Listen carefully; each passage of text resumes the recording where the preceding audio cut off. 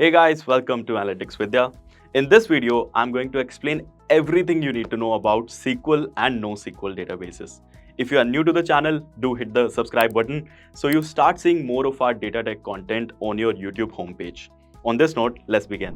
First of all, let me give you a quick background on how we got here.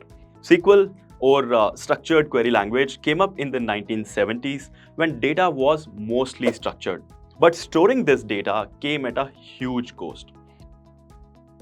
So SQL specialized in being storage efficient to handle structured data in a tight, organized manner with its well-defined schemas. On the other hand, NoSQL was born in the middle of internet boom in the late 2000s when data started coming in all shapes and sizes, leading to an unstructured data explosion. And by this time, storing this data got cheaper than ever before, and that's the reason why NoSQL specialized in handling a wide array of data types by being schema-less. Now you may ask, what do I mean when I say SQL follows schema and NoSQL is schema-less? Let me answer this question with a very relevant analogy. Storing data in a SQL database or a NoSQL database is very much like parking a vehicle in a parking lot. So SQL is like this traditional parking space where spots are clearly marked, perfect for cars that fit neatly within these designated parking lines. But what if we are dealing with more than just cars varying in shapes and sizes? What if there are trucks that won't fit into these designated spaces? Or what if there are motorcycles that would overutilize the space which is allocated? Well, this is where NoSQL came in. NoSQL is like a flexible parking space where there are no parking lines. And this allows NoSQL to handle vehicles of varying shapes and sizes, be it cars, trucks, or even motorcycles. Interesting, right? So here's what we learned from this parking lot example. SQL parking space having clear marking for parking a car technically means that SQL databases follow a well-defined schema for storing structured tabulated data in them. And to make any changes to this structure, in case we want to add a data column, let's say, we need to redefine the schema. And if you think about it, there are a number of business use cases where the structure of data is very well defined and it seldom changes over time. For example, transactions data in a bank, employees data in a company, or inventory data in retail. NoSQL, on the other hand, is schema-less. Every item in NoSQL database stands on its own in a key value format, generally speaking. So each item in the database only has two fields, a unique key and a value associated to it. For instance, let's say we want to store product information in a NoSQL database.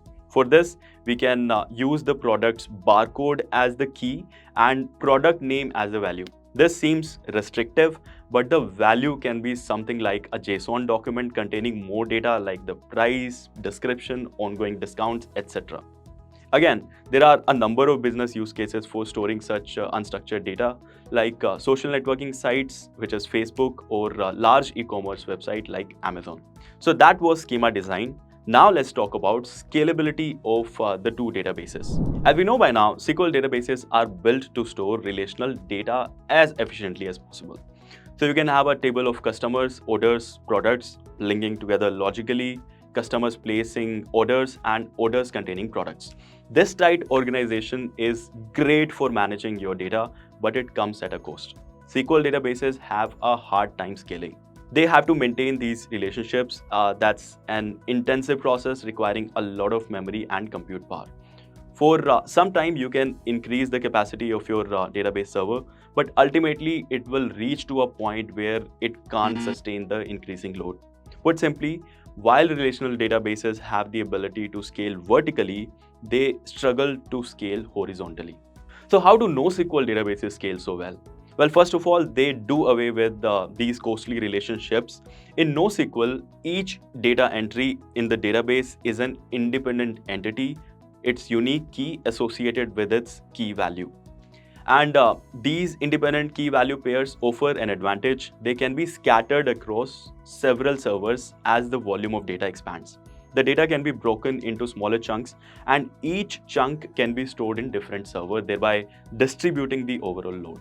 This decentralized architecture of NoSQL gives it a competitive edge when dealing with large amounts of data or high-frequency transactions. To summarize, SQL and NoSQL serve different needs. SQL excels with structured data and efficient storage, while NoSQL shines with its flexibility, handling a wide array of data types and easily scaling to meet data demands. That's all for today. I hope this video helped you understand the key differences between SQL and NoSQL.